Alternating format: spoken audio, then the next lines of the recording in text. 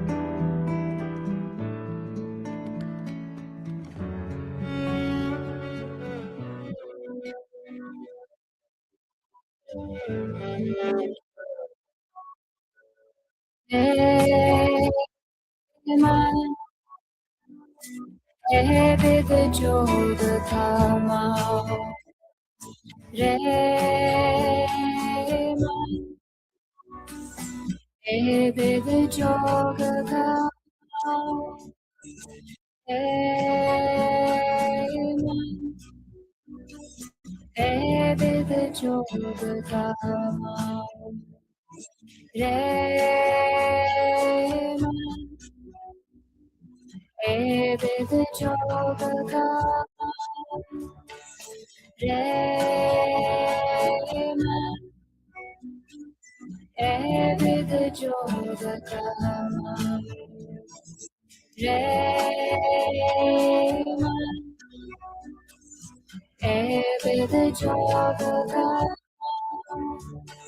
Singi sach kampla Pyan bebod tara Rati go alam bas karki Bechana madaram Vaje param tar tat har kop chehra visaram Udte tantaram garam gat gyan Geet bandanam Chak chak rahe devdanav Chak chak biyambvana Atam updesh desh sanjam ho Chak suhaj pajape सदा रहे कंचन सिखाया कालन कब व्यापर सदा रहे कंचन सिखाया कालन कब व्यापर सदा रहे कंचन सिखाया Karana kapu diyapa sadara kanchara sikaya Karana kapu diyapa Leman Ebed jod kamao Leman Ebed jod kamao Leman Ebed jod kamao Leman Ebed jod kamao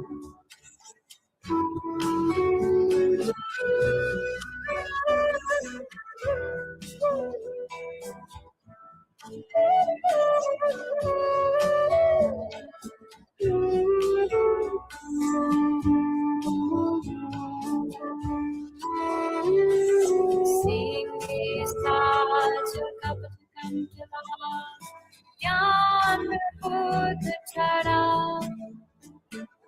Tati go adam bas karki Vichayana malaram Vaje param tar tat har kop chehra visaram Udte tantaram garam at gyan Geet bandanam Chak chak rahe devdanav Chak chak viyam divana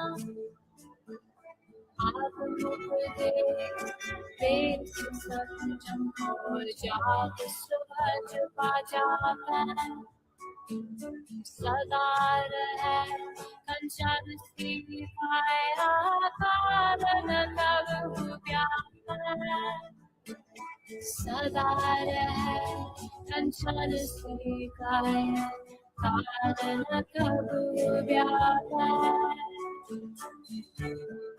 सदा रहे कंचन स्वीकार्य कालन कबू व्यापै सदा कंचन स्वीकार्य कालन कबू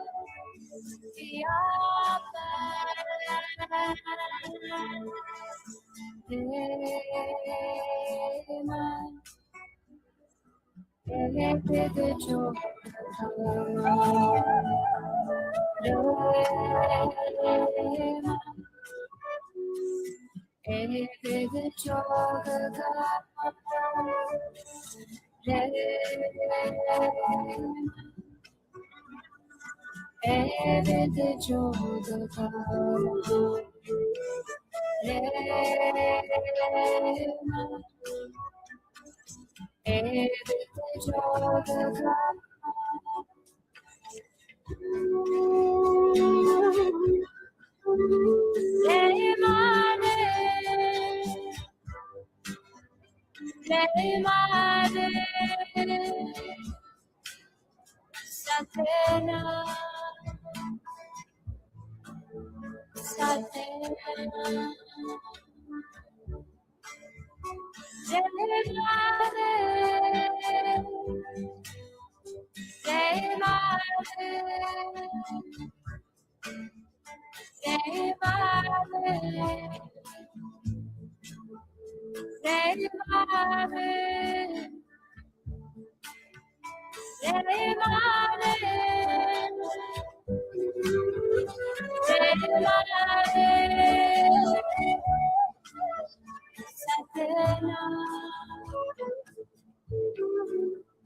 Satena,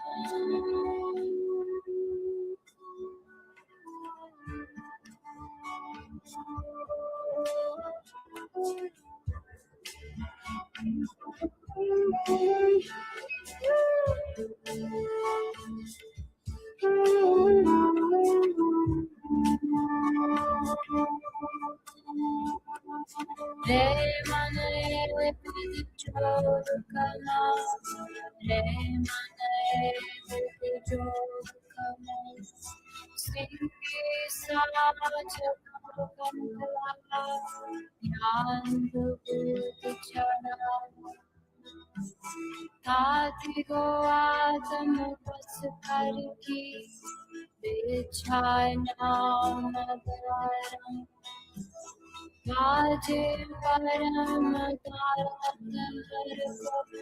Kujara Gristar, Ugutetam Taram Karam, Atagyan Gitvandan. Chak chak re devdan, chak chak biyam devdan. Atmuk desh desh sanjam ko jap soj par jaapai. Sada rahe kanchan sikhaya, kalna kabul yamtai. Le mane vid chok, le mane vid chok, singi saach dhyan bhut chhada,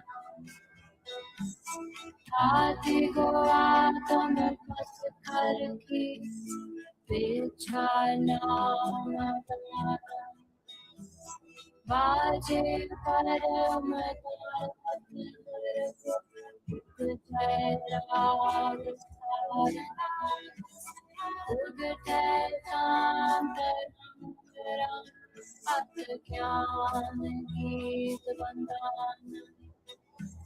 Chak chak re devatam, chak chak diyam. Adam Upadesh Desh Sanjam Gojak Sojak Sadara Kanchan Sikaya Kalana Kabudya Nemane Vidu Nemane Vidu Singhi Saja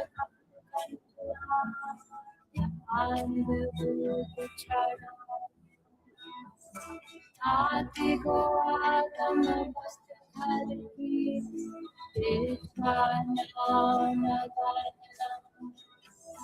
Vaje Param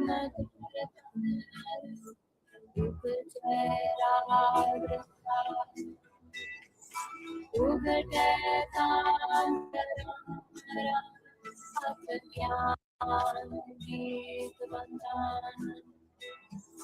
Chak chak re chak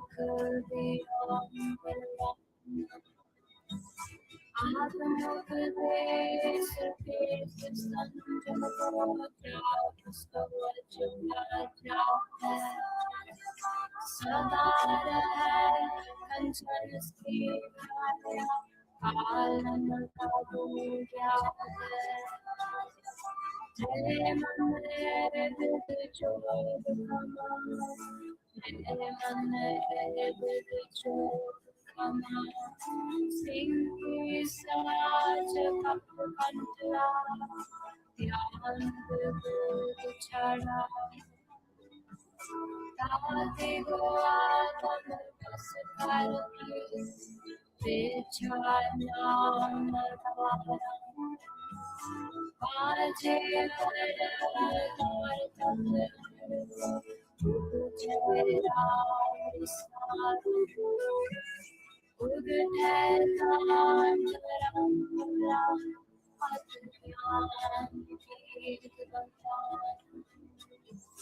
Chak chak re chak chak Adam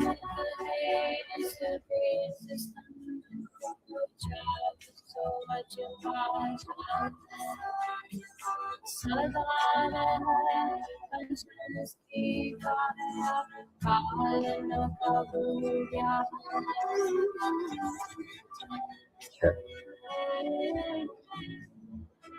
Yeah, so can you hear that? All right. So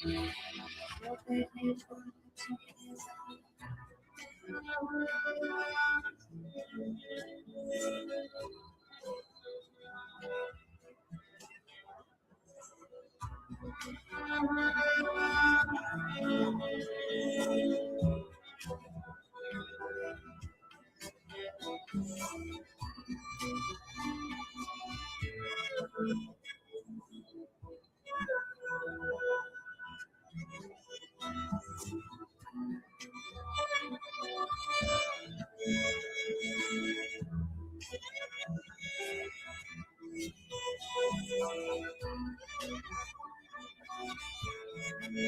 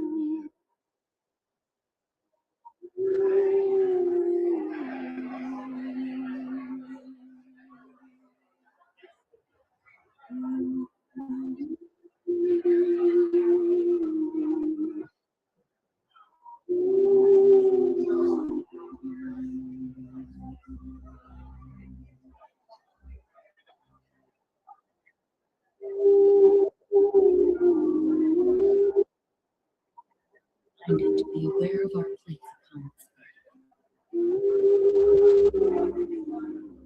and to fulfill nations to ourselves, families, nations, the natural world, and to the Creator.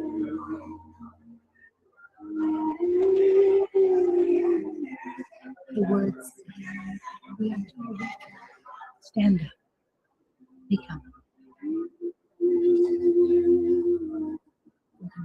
Recognize that spirit world.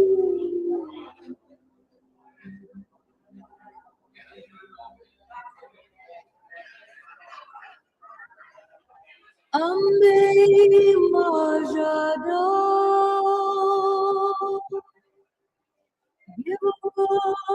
Bidaba Inimume Gana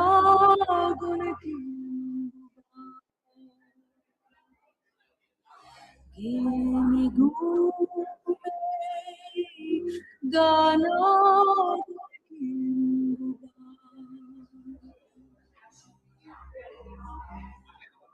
Ambe Majado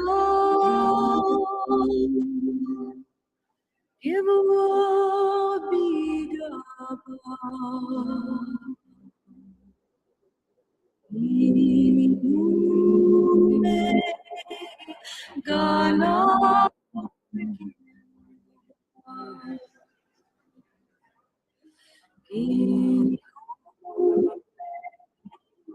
Gana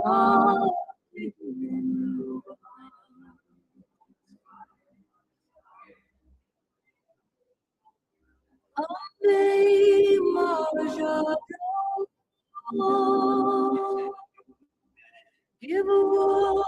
Bidaba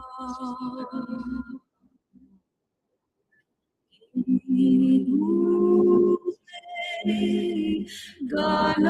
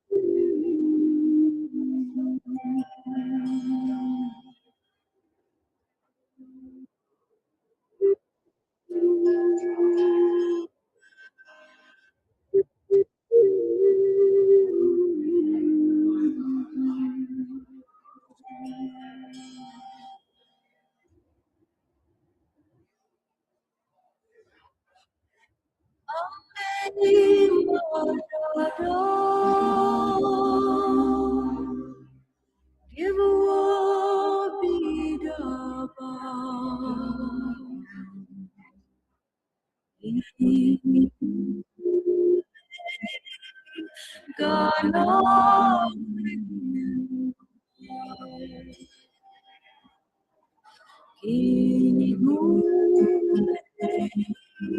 God knows.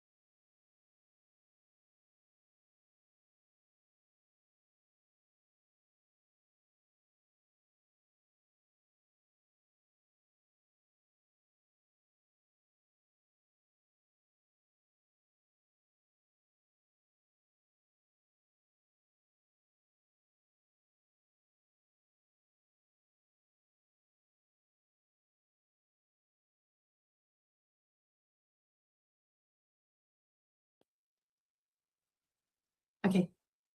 Okay, bye.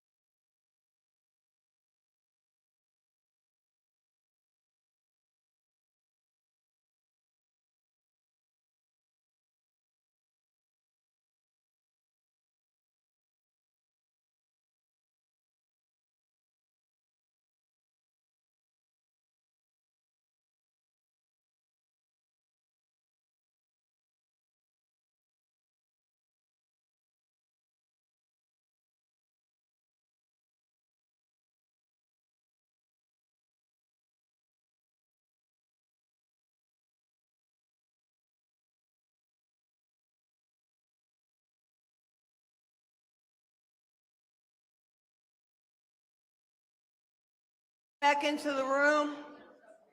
Thank you, thank you, thank you. Everybody seems like a small little crowd now.